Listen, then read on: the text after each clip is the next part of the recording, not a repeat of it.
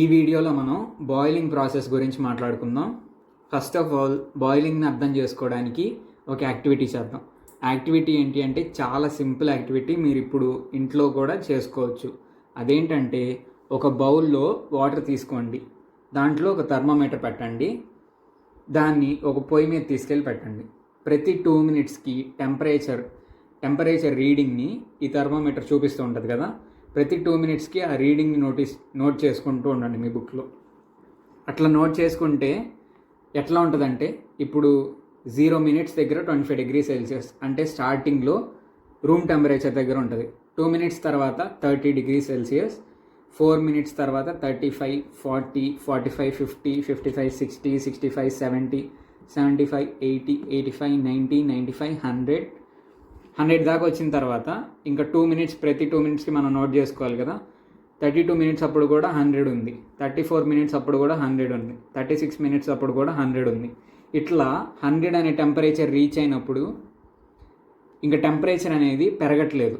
ఓకేనా, ఇది మీరు అబ్జర్వ్ చేయగలుగుతారు ఇంట్లో కనుక మీరు చేస్తే. ఎందుకు పెరగట్లేదు అంటే ఇక్కడ బాయిలింగ్ ప్రాసెస్ జరుగుతుంది. ఓకేనా, ఇప్పుడు బాయిలింగ్ గురించి తెలుసుకుందాం. వాటర్ అనేది ఒక solution. There are many impurities dissolved in it including gases. వాటర్లో చాలా గ్యాసెస్ కూడా డిజాల్వ్ అయ్యి ఉంటాయి. When water or any liquid is heated, solubility of gases it contains reduces. Gases అనేవి డిజాల్వ్ అయి ఉంటాయి అనుకున్నాం కదా, వాటి సాల్యుబిలిటీ అనేది మనం హీట్ చేసే కొంది తగ్గిపోతూ ఉంటుంది. సాల్యుబిలిటీ తగ్గిపోయింది కాబట్టి ఆ గ్యాసెస్ అనేది బయటకు వస్తూ ఉంటాయి. మనం వాటర్ని పొయ్యి మీద పెట్టిన వెంటనే కాసేపటికి మనకి చిన్న చిన్న బుడగలు అనేది వస్తూ ఉంటాయి. ఇది మీరు ఆల్రెడీ అబ్జర్వ్ చేసే ఉంటారు. ఇదే దీన్ని ప్రూవ్ చేస్తుంది. When water or any liquid is heated, solubility of gases it contains reduces. Solubility, దీంట్లో డిజాల్వ్ అయి ఉన్న గ్యాసెస్ యొక్క సాల్యుబిలిటీ తగ్గిపోయింది కాబట్టి అవి ఇంకా బయటకు వచ్చేస్తూ ఉంటాయి. ఓకేనా, అవి బయటకు వచ్చేస్తూ మనకి చిన్న చిన్న బుడగల్లాగా కనిపిస్తూ ఉంటాయి కింద. వాటర్లో కూడా అంతే జరుగుతుంది. As a result bubbles of gas are formed at the bottom of the vessel. కింద బాటమ్ ఆఫ్ వెజల్లో మనకి బబుల్స్ ఆఫ్ గ్యాస్ అనేది ఫామ్ అవుతూ ఉంటాయి. అట్లా ఫామ్ అయిన తర్వాత ఏమైంది అంటే, ఇది మామూలు టెంపరేచర్ దగ్గర ఎప్పుడైనా జరుగుతూ ఉంటుంది గ్యాస్ని బట్టి. కానీ 100 డిగ్రీ సెల్సియస్ రీచ్ అయినప్పుడు ఏమైంది అంటే, వాటర్ అనేది లిక్విడ్ స్టేట్లో నుంచి గ్యాసియస్ స్టేట్కి మారిపోతూ ఉంటుంది. ఓకేనా, లిక్విడ్ స్టేట్ నుంచి గ్యాసియస్ స్టేట్కి మారిపోతూ ఉంటుంది. అంటే ఇక్కడ ఒక బబుల్ ఉంది కదా, ఆ బబుల్ ఈ బబుల్. ఓకేనా, ఇక్కడ ఫామ్ అయిన బబులే ఈ బబుల్. ఆ బబుల్లోకి వాటర్ అనేది లిక్విడ్ స్టేట్లో నుంచి గ్యాసియస్ స్టేట్లోకి మారిపోయి ఇక్కడున్న వాటర్ మాలిక్యూల్ అనేది గ్యాస్ లాగా దీంట్లోకి వచ్చి ఫిల్ అవుతూ ఉంటుంది. ఓకేనా, గ్యాస్ లాగా ఫిల్ అవుతూ ఉంటుంది. ఈ గ్యాస్కి కొంచెం ప్రెషర్ ఉండేది కదా, దాన్ని మనం ప్రెషర్ ఆఫ్ సాచురేటెడ్ వేపర్ అంటాం. దీంట్లో సాచురేట్ అయిపోయి ఉన్న వేపర్ యొక్క ప్రెషర్, దాన్నేమో P1 అనుకుంటున్నాం. బయటేమో ఈ బబుల్ మీద 2 ప్రెషర్స్ పడుతున్నాయి. ఒకటేమో లోపల నుంచి ఒక ప్రెషర్ పడుతుంది, బయట నుంచి ఏమో ఇంకో ప్రెషర్ పడుతుంది. లోపల నుంచి పడే ప్రెషర్ ఏంటి అంటే ప్రెషర్ ఆఫ్ సాచురేటెడ్ వేపర్ యొక్క ప్రెషర్ అది.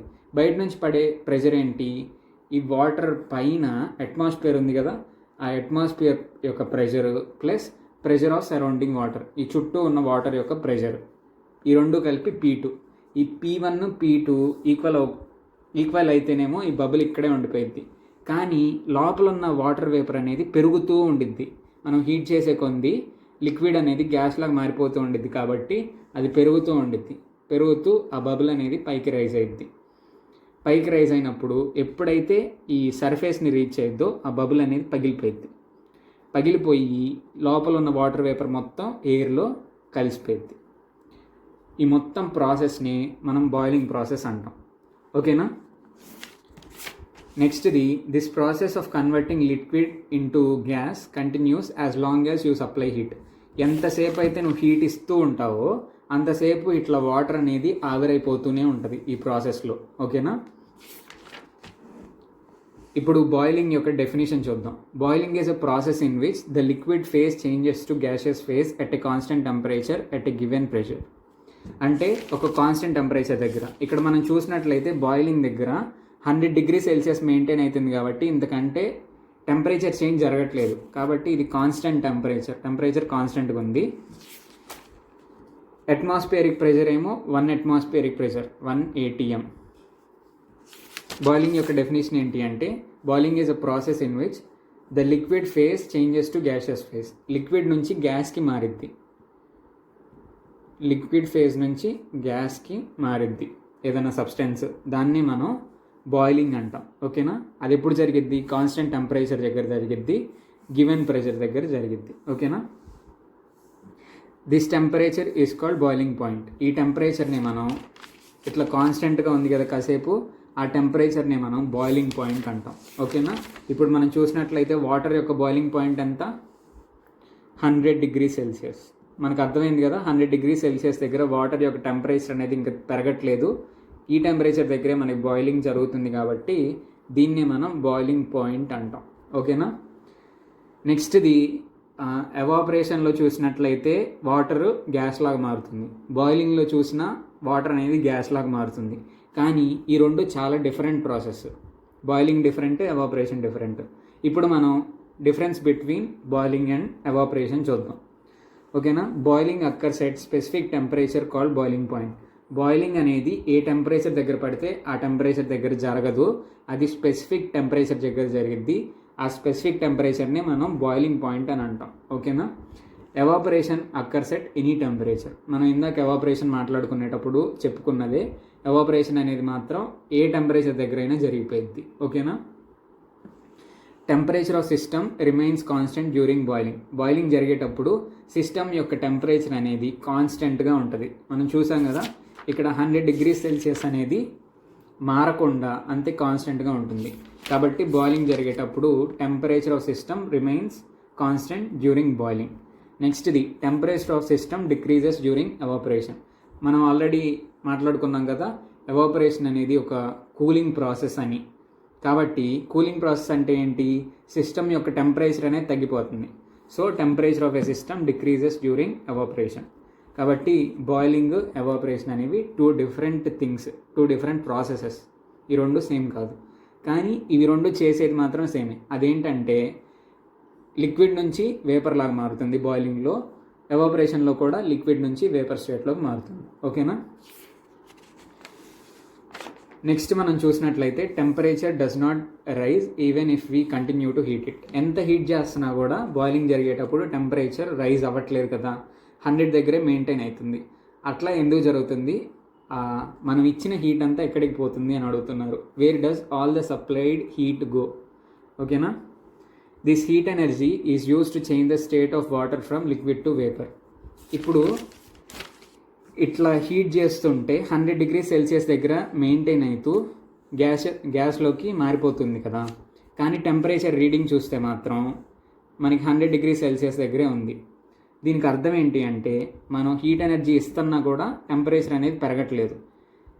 ఈ హీట్ అనేది ఎక్కడికి పోతుంది అంటే ఈ వాటర్ని వేపర్ ఫామ్లోకి మార్చడానికి ఈ హీట్ అంతా వర్క్ చేస్తుంది. ఓకేనా? Heat energy is used to change the state of water from liquid to vapour.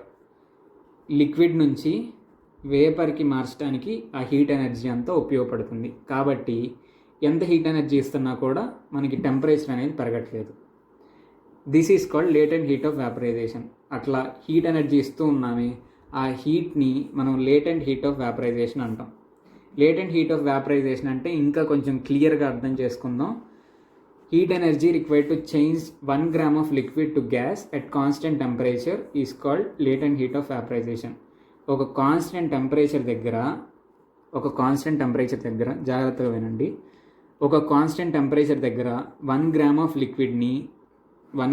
లిక్విడ్ని మనం గ్యాస్ లాగా మార్చాలంటే మనకి ఎంత హీట్ ఎనర్జీ కావాలో దాన్నే మనం లేటెంట్ హీట్ ఆఫ్ వ్యాపరైజేషన్ అంటాము.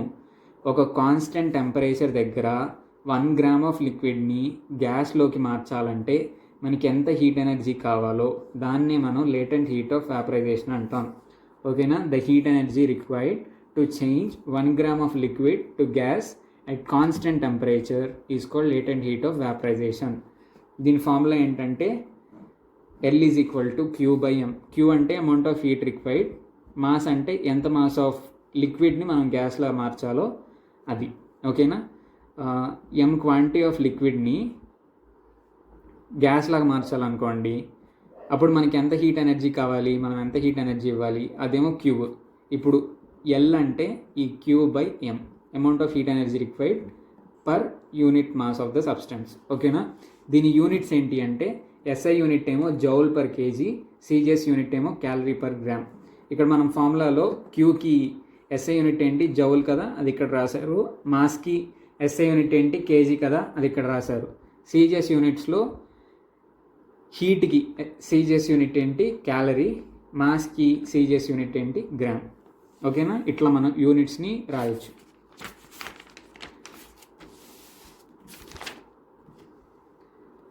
ఇప్పుడు the boiling point of water at constant atmospheric pressure is 100 degree Celsius or 373 kelvin. Water యొక్క బాయిలింగ్ పాయింట్ ఏంటి అంటే 100 డిగ్రీ సెల్సియస్ లేదా 373 కెల్విన్స్ అంట. మనకు ఆల్రెడీ తెలుసు కదా, 100 డిగ్రీ సెల్సియస్ అన్న 373 కెల్విన్ అన్న ఈ రెండు ఒకటే. Boiling point constant atmospheric pressure అంటే మామూలు మనకి చుట్టూ ఉండే అట్మాస్ఫియరిక్ ప్రెషర్ దగ్గర బాయిలింగ్ పాయింట్ ఆఫ్ వాటర్ ఎంత అంటే 100 డిగ్రీ సెల్సియస్. ఓకేనా. Next the latent heat of vaporisation of water is 540 calorie per gram. ఓకేనా. ఇది latent heat of vaporisation of water. మనకి 540 క్యాలరీస్ ఆఫ్ హీట్ ఎనర్జీ కావాలి. ఎందుకు కావాలి? 1 గ్రామ్ ఆఫ్ వాటర్ని మనం గ్యాషియస్ స్టేట్లోకి మార్చాలంటే మనకి 540 క్యాలరీస్ ఆఫ్ హీట్ కావాలి. ఓకేనా. కాబట్టి ఈ 540 క్యాలరీస్ అనేది latent heat of vaporisation of water. ఓకేనా. ఈ వీడియోలో చెప్పినవన్నీ మీకు క్లియర్గా అర్థమైనాయి అనుకుంటున్నాను. మీకు కనుక ఏమైనా డౌట్స్ ఉంటే తప్పకుండా కామెంట్ సెక్షన్లో అడగండి. వీలైనంత త్వరగా క్లారిఫై చేయడానికి ట్రై చేస్తాను. Thank you.